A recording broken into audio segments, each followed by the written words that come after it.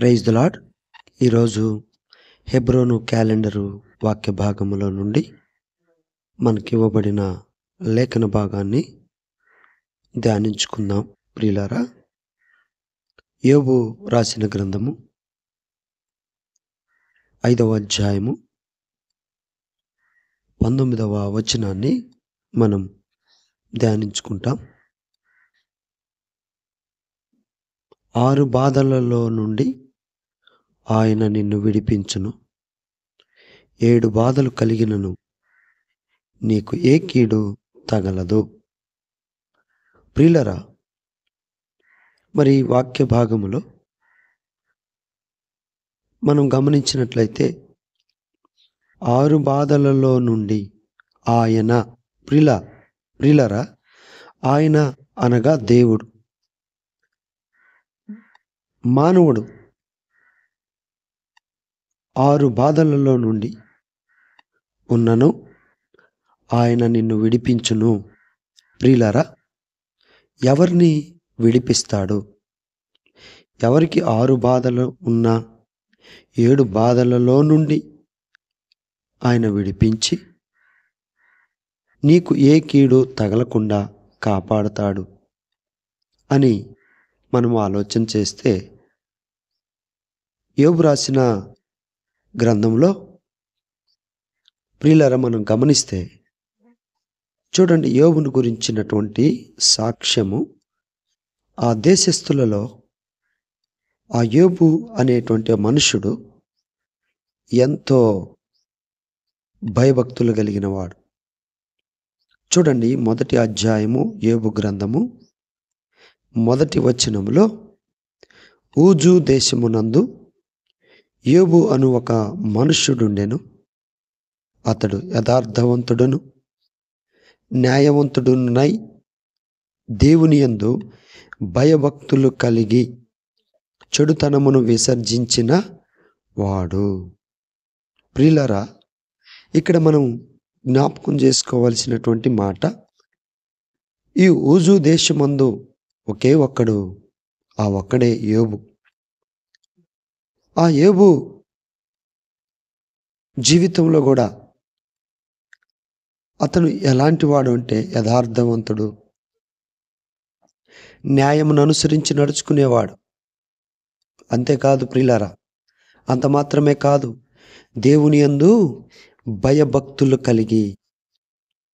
చాలామంది నాడు భయభక్తులు కలిగి ఉంటారు కానీ చెడుతనమును కలిగి చేస్తూనే ఉంటారు. కానీ ఈ భక్తుడిలో ఉన్నటువంటి ప్రత్యేకత, ఈ యోబు గారిలో ఉన్నటువంటి ప్రత్యేకత ఏంటంటే, దేవుని యందు భయభక్తులు ఉన్నాయి, యథార్థతను కలిగి నడుచుకుంటున్నాడు, న్యాయవంతుడనై ఉన్నాడు, ఎక్కడ న్యాయం తప్పే వ్యక్తిగా లేడు. అంతేకాదు ప్రియులరా, భయభక్తులు కలిగి చెడుతనమును విసర్జించినటువంటి వాడు. ప్రియులరా, ఎంత గొప్ప సాక్ష్యము కలిగినటువంటి వ్యక్తిగా ఉన్నాడో మనము ఈ వాక్య భాగంలో చూస్తే మనకు అర్థమవుతుంది. కాబట్టి ఇలాగా ఉన్నటువంటి వారిని ఎలాంటి బాధలు, ఎలాంటి శ్రమలు, ఎలాంటి కష్టాలు, ఎలాంటి పరిస్థితులు వచ్చినా కూడా తొనకనటువంటి వ్యక్తి ఈ యోబు. కాబట్టి ఎందుకు దేవుడు ఈ యోబు గురించి రాయించి పెట్టాడంటే, ఇదిగో యోబు యథార్థంగా నడుచుకున్నాడు. అర్థమవుతుందా? అతడు న్యాయంగా నడుచుకున్నాడు, అన్యాయం ఏమీ లేదు. అంతేకాదు, అంత మాత్రమే కాదు ప్రియులారా, దేవుని యందు భయభక్తులు కలిగి ఉన్నవాడు. అంతేకాదు, అంత మాత్రమే కాదు, చెడుతనమును విసర్జించినటువంటి వాడు. అంత గొప్ప సాక్ష్యము కలిగినటువంటి వ్యక్తి. అలాంటి వ్యక్తి ప్రియులారా, మరి 5వ అధ్యాయము 19వ వచనంలో, అందుకనే 6 బాధలలో నుండి ఆయన నిన్ను విడిపించును. కనుక దేవుడు అనేకమైన బాధలు, అనేకమైన కష్టాలు, నీతిమంతుడికి అనేకమైనవి వచ్చినప్పటికీ వాటన్నిటి నుండి కూడా దేవుడు విడిపిస్తాడు. ఆయన నిన్ను విడిపించును. యోబు కూడా తన జీవితంలో వచ్చినటువంటి పరిస్థితులు ఎన్నో ఎన్నో వచ్చినాయి ప్రియులారా. కాబట్టి అయితే ఆ యోబు ఎందుకు వచ్చినాయంటే తను పాపం చేసినాడని కాదు. స్నేహితులు అనుకున్నారు తను ఏదో పాపం చేసి ఉంటాడు దేవునికి విరోధంగా, కాబట్టి అతనికి ఇన్ని శ్రమలు వచ్చి ఉన్నాయి అని వారు అనుకున్నారు. కానీ ఎందుకు వచ్చినాయో శ్రమలు మనం గమనిస్తే ప్రియులారా చూడండి, ఎందుకు వచ్చినాయి అంటే ద్వితీయోపదేశకాండములో 8వ అధ్యాయంలో ప్రియులారా, ద్వితీయోపదేశకాండము 8వ అధ్యాయంలో ఎందుకు వస్తాయంటే శ్రమలు పరీక్షించటానికి, దేవుని చిత్తమును బట్టి కొంతమంది మీదకి అలాంటి శ్రమలు, అలాంటి పరిస్థితులు వస్తూ ఉంటాయి ప్రియులారా. అదే మనము 8వ అధ్యాయము ద్వితీయోపదేశకాండంలో మనం గమనిస్తే 2వ వచనం చూడండి, చదువుతాను, గమనించండి ప్రియులారా. మరియు నీవు ఆయన ఆజ్ఞలను గైకొందువో లేదో నిన్ను శోధించి నీ హృదయములో నున్నది తెలుసుకొనుటకు నిన్ను అనుచు నిమిత్తమును అరణ్యములో ప్రియులారా చాలండి. ఎందుకు వస్తాయంటే దేవుని ఆజ్ఞలను విస్మరిస్తావా, అనుసరించి నడుచుకుంటావా? దేవుని చిత్తము నీ మీద నిన్ను పరీక్షించినప్పుడు, అలాంటి పరిస్థితులు వచ్చినప్పుడు ఎక్కడ కూడా దేవుని సేవకుడైన యోబు తొనకలేదు. విశ్వాసంలో తొనకల, మాటల్లో కూడా దేవుని ఎదుట పాపం చేయకుండా ఎంతో జాగ్రత్తగా తన యథార్థతను, తన న్యాయమును ఏం చేసినాడంటే కాపాడుకుంటూ వచ్చాడు. కాబట్టి ఎందుకు వస్తాయంటే రెండోదిగా యోబు 1:12లో గమనిస్తే, యోబు రాసిన గ్రంథంలో 1వ అధ్యాయము 12లో మనము చూసినట్లయితే ప్రియులారా చూడండి, దేవుని వాక్య భాగంలో నుండి 1వ అధ్యాయము 12వ వచనం, యెహోవా ఇదిగో అతనికి కలిగిన సమస్తమును నీ వశమున ఉన్నది, అతనికి ఏమాత్రమును హాని చేయకూడదని అపవాదికి సెలవీయగా వాడు యెహోవా సన్నిధి నుండి బయలు వెళ్ళెను. కనుక యోబు దగ్గరికి ఎందుకు అలాంటి శ్రమలు వచ్చినాయి అని అంటే యెహోవా సెలవిచ్చినాడు. ఈనాడు చిన్న చిన్న శ్రమలకే జలుబు వచ్చినా, దగ్గొచ్చినా, జ్వరం వచ్చినా, వర్షం వచ్చినా కూడా మందిరం మానేసే వాళ్ళు ఉన్నారండి. అర్థమవుతుందా? కాబట్టి మరి ఇక్కడ మనం గమనిస్తే యోబు విషయంలో 12వ వచనంలో యెహోవా ఇదిగో అతనికి కలిగిన సమస్తమును నీ వశమునున్నది, అతనికి మాత్రము ఏ హాని చేయకూడదని అపవాదికి సెలవీయగా వాడు యెహోవా సన్నిధి నుండి బయలు వెళ్ళెను. కనుక ఎందుకు శ్రమలు వస్తాయంటే ఒక విశ్వాసికి, ఒక దేవుని నమ్ముకున్న బిడ్డకి, ఒక యథార్థమైన కలిగి నడుచుకునే వారికి, ఒక న్యాయము కలిగి నడుచుకునే వారికి, చెడుతనమును విసర్జించి నడుచుకునే వారికి దేవుని చిత్తమును బట్టి వస్తాయి. ఇక్కడ ఎవరు అనుమతించారండి? దేవుడే. యెహోవా ఏం చేశాడు? యెహోవా అతనికి కలిగిన సమస్తమును నీ వశమునున్నది, అతనికి ఏమాత్రం హాని చేయకూడదని అపవాదికి ఆజ్ఞ సెలవిచ్చాడు దేవుడు. అప్పుడు యెహోవా సన్నిధి నుండి బయలుదేరి వెళ్ళాడు. కాబట్టి శ్రమల్లో వెళ్తున్నావా? కష్టాల్లో వెళ్తున్నావా? నిందల్లో వెళ్తున్నావా? అవమానాల్లో వెళ్తున్నావా? దేవుడి సన్నిధిలో నుండి దేవుని చిత్తమును బట్టి వస్తున్నాయి. దేవుడు పరీక్షించటానికి వస్తున్నాయి. ఇది గమనించాలి ప్రియ సహోదరుడా, ప్రియ సహోదరి. ఏ పరిస్థితుల్లో నువ్వు వెళ్తున్నావో కానీ దేవుడు ఆకాశమందు నుండి చూస్తున్నాడు. ఆయన నడుస్తున్నాడు నీతో, నిన్ను చూస్తూనే ఉన్నాడు. నిన్ను మర్చిపోలా. ఆయన నిన్ను తన ఆయన అరిచేతుల్లో చెక్కుకున్నాడు తెలుసా? కాబట్టి ధైర్యంగా ఉండి, యోబు అన్ని శ్రమలు పొందినప్పటికీ చివరిగా ఏం కలిగి ఉన్నాడంటే 2 ఆశీర్వాదము కలిగి ఉన్నాడు. కాబట్టి ఈ శ్రమలకి కొంతకాలం ఉండి అంతలో మాయమైపోయి ఈ శ్రమలను బట్టి నీవు తొలగిపోకూడదు. ధైర్యంగా ఉండాలి. దేవుడు శ్రమన్నిట్లలో కాపాడేవాడు. చూడండి, కీర్తన గ్రంథంలో 91వ అధ్యాయంలో కూడా కీర్తనకారుడు అంటాడు, ప్రియులారా, 91వ అధ్యాయం 1 నుంచి మనం చదువుకుంటే దేవుని వాక్య భాగంలో నుండి 91వ కీర్తనలు మనం గమనిస్తే 3వ వచనం, వేటకాని ఉరిలో నుండి ఆయన నిన్ను విడిపించును. కనుక ఆయన అనగా దేవుడు విడిపించేవాడండి.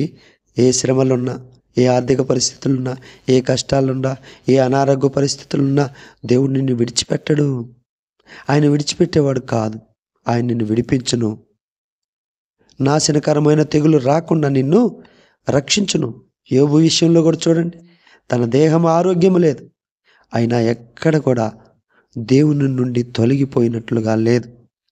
నీ జీవితంలో అనారోగ్యం ఉందా?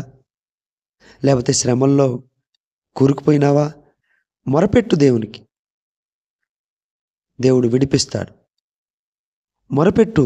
ఏ తెగులు నీ గుడారానికి సమీపం రాకుండా కాపాడుతాడు. ఆయన ఎలా? 4వ వచనంలో, ఆయన తన రెక్కలతో నిన్ను కప్పుతాడు. ఆయన చూడండి, ప్రతి మాటకు ఆయన అనగా దేవుడు నీ రెక్కల కింద నీకు ఆశ్రయం కలుగు చేస్తాడు. ఆయన సత్యము కేడమును డాలును అయి ఉన్నది. అంతేకాదు ప్రియులారా, పగటి వేళ ఎగురు బాణముకైనను, చీకటిలో సంచరించు తెగులుకైనను, మధ్యాహ్నమందు పాడు చేయి రోగముకైనను నీవు భయపడకుండా ఉంటావు. నీ ప్రక్కన 1000 మంది పడినను, నీ కుడి పక్కన 10,000 మంది కూలినను అపాయం నీ యొద్దకు రాకుండా కాపాడు. కాబట్టి నీవు భయపడొద్దు. ధైర్యంగా, ఏ అపాయమేమీ రాదు. ఏ తెగులు నీ గుడారమును సమీపించదు. నీ మార్గములన్నిటిలో నిన్ను కాపాడుటకు ఆయన నిన్ను గూర్చి తన దూతలకు ఆజ్ఞాపించును. ఆయన తన దూతలకు ఆజ్ఞాపిస్తాడు. ఆయన దూతలకు ఆజ్ఞాపించి ఆయన తోడుగా ఉంటాడు. కాబట్టి భయపడక ధైర్యంగా ఉండు. ఎందుకు వస్తాయి శ్రమలు అంటే, మొదటిగా పరీక్షించుటకు, దేవుని చిత్తమును బట్టి మన మీదకి శ్రమలు వస్తాయి. కనుక ఇలాంటి సమయాల్లో దేవుని ఆనుకొనుట ద్వారా దేవుడు వాటన్నిటి నుంచి విడిపించి, లేకపోతే వాటన్నిటిని సహించుటకు కావలసిన శక్తినిచ్చి, బలమునిచ్చి, పునరుద్ధాన బలమును నీకిచ్చి, ఈ సమాజంలో నిన్ను ఒక ప్రత్యేకమైన వ్యక్తిగా ఉంచటానికే ఇలాంటి పరిస్థితులన్నిట్లలో దేవుడు నీకు తోడుగా ఉండి నడిపిస్తాడన్నమాట. రెండవది చూడండి, ఎందుకు శ్రమలు, ఎందుకు బాధలు, ఎందుకు అవమానాలు? భక్తులకే, దేవుని బిడ్డలకే, లోకస్తులకు కాదండి. చూస్తే చూడండి, 23వ అధ్యాయంలో విశ్వాసాన్ని మెరుగుపరుచుకోవటానికి వస్తాయి శ్రమలు. యోబు గ్రంథంలోనే 23వ అధ్యాయంలో, ప్రియులారా, ఎందుకు ఇలాంటి శ్రమలు విశ్వాసులైన మనకు సంభవిస్తాయి, నీకు సంభవిస్తాయంటే చూడండి ప్రియులారా, నీ విశ్వాసాన్ని కాస్తంత మెరుగుపరచడానికి 23:10 దేవుని పరిశుద్ధమైన బైబిల్ గ్రంథంలో నుండి 23వ అధ్యాయము 10వ వచనం, నేను నడుచు మార్గము ఆయనకు తెలియను, ఆయన నన్ను శోధించిన తర్వాత నేను సువర్ణము వలె కనబడుదును. కనుక ఎందుకు వస్తాయంటే నీ విశ్వాసాన్ని మెరుగుపరచడానికి దేవుడు శ్రమలు అనుభవిస్తాడు. చూడండి, ఒక బంగారమును, ఒక ముడి పదార్థమైన బంగారమును ఒక రూపంలోనికి మార్చబడాలి అనంటే ప్రియులారా, దానిని పుటము వేసి అగ్నిలో కాల్చబడి దానిలో ఉన్న మస్టు మాలిన్యాన్ని తీసివేసి మేలిమి బంగారాన్ని ఒక పక్కకు తీసి ప్రియులారా ప్రత్యేకపరుస్తాడు. ఆ కంసాలివాడు నేను నడుచు మార్గము ఆయనకు తెలియను. ఆయన నిన్ను శోధించిన తర్వాత, ఆయన నన్ను శోధించిన తర్వాత నేను సువర్ణము వలె కనబడదును అని అంటున్నాడు భక్తుడు యోబు. కాబట్టి రెండవదిగా నీ విశ్వాసాన్ని మెరుగుపరచటానికి, అర్థమవుతుందా? కాబట్టి నీవు భయపడకుండా శ్రమల్లో, శోధనలో దేవుని కొరకు నిలవబడి, దేవుని కొరకు దేవుడు నీకు ఇచ్చినటువంటి విశ్వాసాన్ని మెరుగుపరుచుకుంటూ దేవుని స్వారూప్యంలోనికి శ్రమల ద్వారా మార్చబడటానికి దేవుడు శ్రమను అనుభవిస్తాడు, అనుమతిస్తాడు. కాబట్టి నీవు ఎక్కడ కృంగిపోకూడదు, ధైర్యంగా ఉండి ఈ నూతన సంవత్సరంలో ఒక నూతనమైన విధానంలో నీవు నడుచుకోవాలని దేవుడు ఈరోజు ఈ వాక్య భాగం ద్వారా మనందరితో మాట్లాడుతున్నాడు ప్రియులారా. కాబట్టి రెండోది, నీవు కలిగి ఉన్నటువంటి విశ్వాసాన్ని, నీకు కలిగిన దాన్ని జాగ్రత్తగా పట్టుకొనుము అని ప్రకటన గ్రంథంలో రాయబడింది. కాబట్టి జాగ్రత్త పడాలి, విశ్వాసాన్ని కాపాడుకోవాలి. అప్పుడే అనేకమైన శ్రమలున్న వాటన్నిటి నుండి నీవు ఏం చేస్తావంటే ముందుకు సాగిపోగలుగుతావు. శ్రమ దినము నీకు కృంగిపోతే చేతకాని వాడు అవుతావు, తెలుసా? కాబట్టి ఈరోజు నీ విశ్వాసాన్ని మెరుగుపరచబడాలి అని అంటే అనేకమైన శ్రమానుభవం ఉంటాం, బయటికి మనము వెళ్ళాలి. అప్పుడే మన విశ్వాసం మెరుగుపరచబడుతుంది. మన మార్గములను ఆయన సరళం చేస్తాడు. కాబట్టి రెండవదిగా ప్రియులారా, ఆ విధంగా మరి దేవుడు మనకు తోడుగా ఉంటాడు. మూడవదిగా, ఎందుకు ప్రియులారా దేవుడు నీకు ఎందుకు ఈ యొక్క శ్రమలు, ఎందుకు ఈ పరిస్థితులు వస్తాయంటే నీ సామర్థ్యాన్ని రుజువు చేయడానికి. మూడవదిగా, నీ సామర్థ్యాన్ని రుజువు చేయబడాలి అని అంటే కొన్నిసార్లు పరీక్ష అవసరమే. చూడండి ప్రియులారా, ఒక కానిస్టేబుల్కి కానీ, ఒక పోలీస్కి కానీ, ఒక ఎస్ఐకి కానీ, ఒక మిలిటరీ వానికి కానీ ఎందుకు ఈ టెస్టులు పెడతారంటే ఆ సామర్థ్యం ఉన్నదా లేదా అనే దానికి. అలాగే దేవుడు మన ఆత్మీయ జీవితంలో, ఆత్మీయ పోరాటంలో నీవు దేవుడు నీకిచ్చిన నీ సామర్థ్యాన్ని నువ్వు కలిగి ఉంటున్నావా? ఆ సామర్థ్యాన్ని రుజువు చేయబడాలి అని అంటే ఇలాంటి అనుభవంలో నుండి నువ్వు రావాల్సిందే. చూడండి ప్రియులారా, రాజుల గ్రంథములో మొదటి రాజులు 10వ అధ్యాయము 1వ వచనం. మొదటి రాజులు 10వ అధ్యాయము 1వ వచనంలో షేబా దేశపు రాణి యెహోవా నామమును గూర్చియు సొలొమోనునకు కలిగిన కీర్తిని గూర్చియు విని గూఢార్థము గల మాటల చేత అతనిని శోధించుటకై వచ్చెను. కనుక ఇక్కడ కూడా మనం గమనిస్తే శోధించుటకై. ఆమె గొప్ప పరివారముతో గంధవర్గమును, విస్తారమైన బంగారమును, రత్నములను ఒంటెల మీద ఎక్కించుకొని యెరూషలేమునకు వచ్చెను. సొలొమోను దర్శనము చేసి తనకు తోచినదంతటిని బట్టి అతనితో మాట్లాడగా ఈమె చేసిన ఈమె వేసిన ప్రశ్నలన్నిటికీ సొలొమోను ప్రత్యుత్తరము చెప్పెను. రాజునకు మరుగైనది ఏదియో లేనందున ఆమె ప్రశ్నలు వేసిన వాటన్నిటి భావము చెప్పెను.